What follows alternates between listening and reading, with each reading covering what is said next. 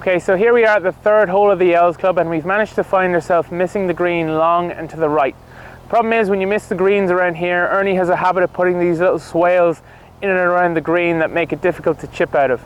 In this particular case, we finished on a lie where we're facing into the grain. When I talk about grain, I'm basically talking about the way the grass is sitting or the grass is growing. And the problem with into the grain is that the club is far more likely to dig into the turf. So there's a couple of things that we really can't do in this situation. When we're setting up to the ball, the two things I don't want to see are number one, a ball back in the stance, and number two, a handle forward.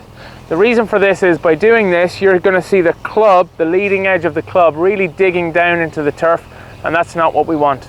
So there's a couple of things that we can do to really compensate and stop this happening while we play this shot. First of all, we're going to have the ball position very neutral in our stance, right in the middle. And then second of all, we're also going to have a club and a stance that is slightly open.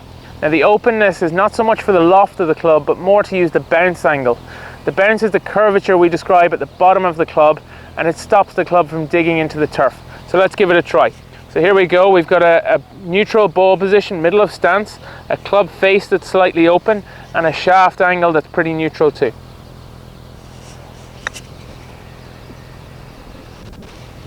And that was a nice shot. As you see, came off nicely with a little bit of check. It never dug into the turf, and it curved in nicely off that slope on the right hand side. So next time you're in a lie where you're facing into the grain or into the dark side of the grass, try those tips: a neutral shaft position, a middle ball position, and a slightly open face angle.